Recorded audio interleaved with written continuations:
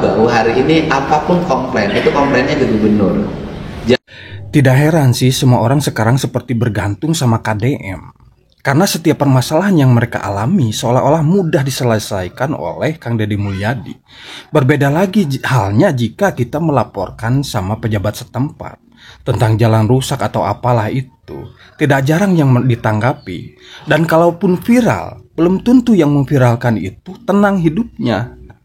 Karena kan kita tahu sendiri, kebanyakan pejabat setempat ini, daerah ini, tidak mau kejelekan mereka itu terekspos. Tapi terkadang mereka ini seolah-olah tidak mau menyelesaikan, seolah-olah abai, begitu kan? Jadi ya gimana ya, susah jadinya tuh masyarakat tuh. Kadang mau berani speak up juga takut, tapi nggak speak up juga ya tersendiri. Pasti mengagu lah, soal jalan ini kan transportasi umum juga. Jadi ya terkadang gitulah. Tapi alhamdulillahnya sekarang banyak orang-orang yang berani mau melaporkan jalan rusak lah, apalah gitu. Jadi udah ada yang berani karena media sosial ini ya. Kan terutama sih menurut saya karena adanya Bapak Aing ya. Jadi masyarakat itu semuanya berani gitu. Alhamdulillah. Seenggaknya ada 4 kameramen yang selalu standby kemanapun Deddy Mulyadi ini pergi. Guys, kita kan ngerti ya, kalau Pak Deddy Mulyadi selalu mengunggah kegiatannya di medsos, terus apa salahnya? Kau anggap itu pencitraan, bebas, terserah, silahkan anggap pencitraan atau apa. Tapi bagi para pejabat memang sepertinya diperlukan seperti itu. Agar apa? Agar masyarakat tahu apa yang pejabat tersebut lakukan, dan agar memberikan efek yang multiple efek. Jadi tidak perlu biaya iklan yang lebih besar. Hanya dengan medsos, dengan TikTok bisa memberikan informasi yang merata bagi seluruh warga Indonesia. Kalau kalian bicara itu investasi politik, apapun itu terserah. Tapi yang jelas Kang Deddy Mulyadi keren dan menginspirasi bagi para pejabat-pejabat yang lainnya. Buktinya sekarang sekelas menteri dan wakil menteri pun seperti itu. Jadi kalian daripada nyinyir, daripada ngomong yang gak jelas tentang beliau, coba tiru aja sih. Lakukan kebaikan, share di medsos. Itu akan banyak memberikan inspirasi yang baik untuk semuanya.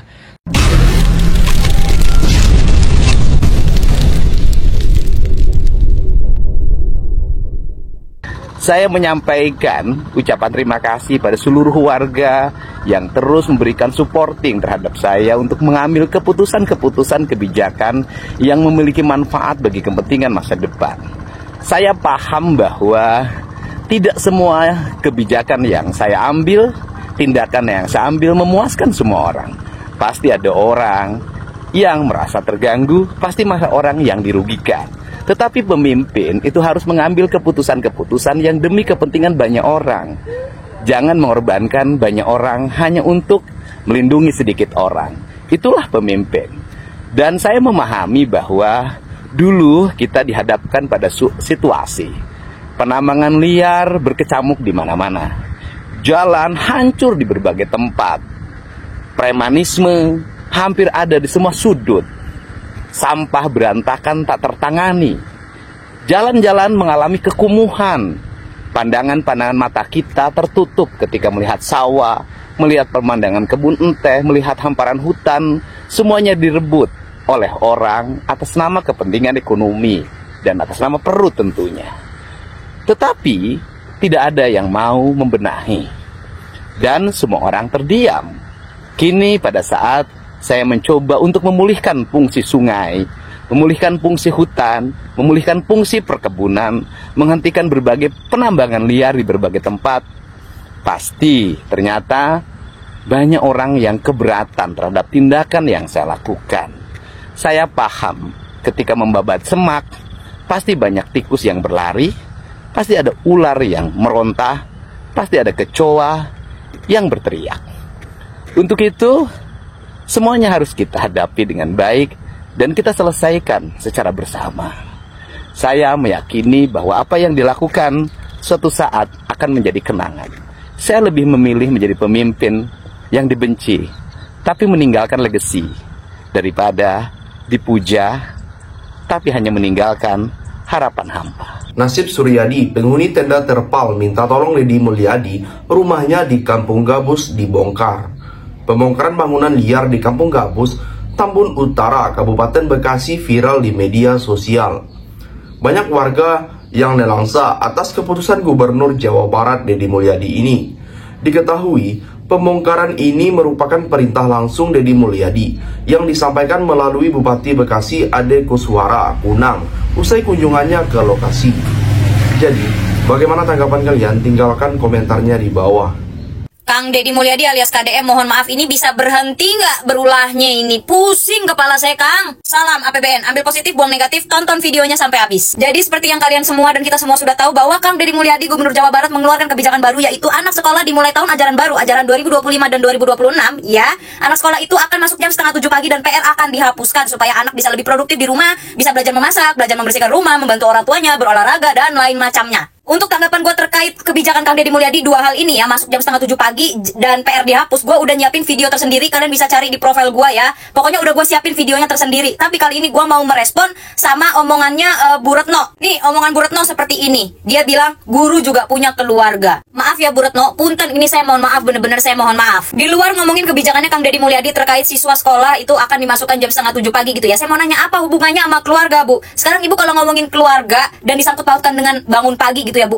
Pedagang sayur di pasar, mereka bangun subuh-subuh ya, itu juga mereka punya keluarga, Bu. Saya tahu ya, saya pribadi tahu bahwa kebijakan Kang Deddy Mulyadi yang satu ini menuai paling banyak juga pro dan kontra selain permasalahan barak militer. Tapi kalau hal ini disangkut pautkan dengan keluarga, menurut saya kurang tepat ya Bu Retno ya. Bisa jadi mungkin anak 70-an, 80-an, 90-an tertawa melihat ini. Karena saya sebagai anak 90-an, dulu pun saya juga sekolah itu 6:30 pagi, Bu. Jalan kaki jauh-jauh, sekolah saya juga jauh. Lagi pula menurut saya, hal positifnya ya Bu, kalau sekolah itu dimajukan menjadi lebih pagi, ada positifnya juga Bu. Yang beragama muslim jadi bisa sholat subuh. Untuk orang tuanya sebagai istri bisa menyiapkan sarapan untuk suami, sarapan untuk anak, menyiapkan bekal, dan banyak hal-hal positif lainnya Bu yang bisa terjadi. Jadi jangan dilihat dari hal-hal negatifnya doang, tapi dipikirkan juga positifnya. Karena semua kebijakan itu ada positif dan negatifnya, tergantung dari sudut pandang mana kita mau melihat. Kalau mau ngomongin permasalahan keluarga Bu, bapak saya rumahnya di Bekasi, kerjanya di Cikarang. Dulu zaman beliau masih kerja Bu, sebelum sekarang udah almarhum ya Bu ya. Dulu bapak saya pun punya keluarga, dia berangkat kerja jam 4 pagi Bu. Sebelum bapak saya berangkat kerja, bapak saya pun menyiapkan saya sarapan. Kenapa bukan mama? Iya, karena mama saya yang pergi ke pasar sama mbak. Jadi ya mereka saling bahu-membahu dalam mendukung pendidikan saya Bu. Selanjutnya,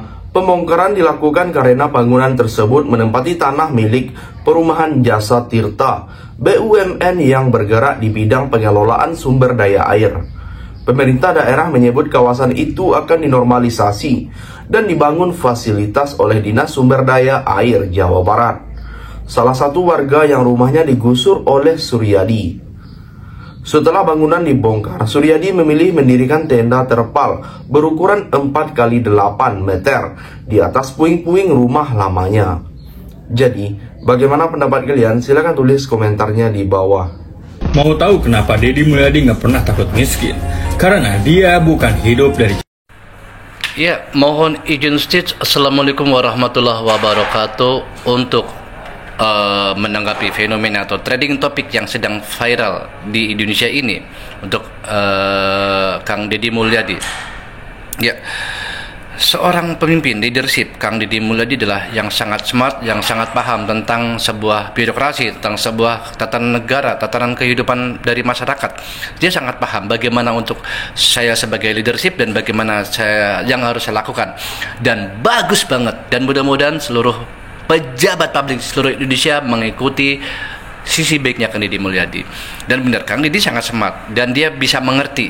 Ibaratnya dia kan hanya dikasih amanah untuk mengalokasikan uang rakyat harus dikemanakan biar transparan.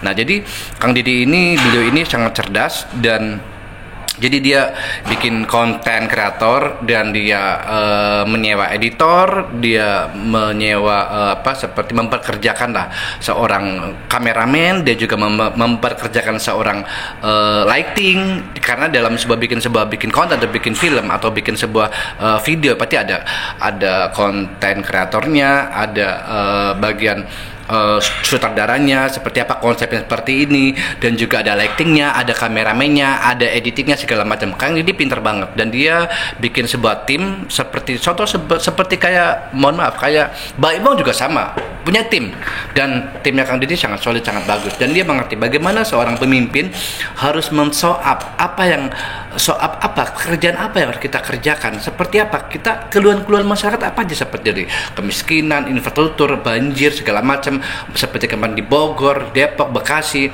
dan banyak sekarang jalan-jalan diserobot, jalan-jalan sekarang disempitin, sekarang banyak masyarakat yang tidak mengerti tanah negara dibikin rumah sehingga mereka sangat memperhambat atau mengganggu, menjadi banjir segala macam. Yang terakhir, Suryadi mengaku bahwa tidur di tenda ini terpaksa ia lakukan untuk menjaga sisa-sisa aset seperti kayu dan bambu. Ia khawatir sisa-sisa aset tersebut akan hilang jika tertinggal.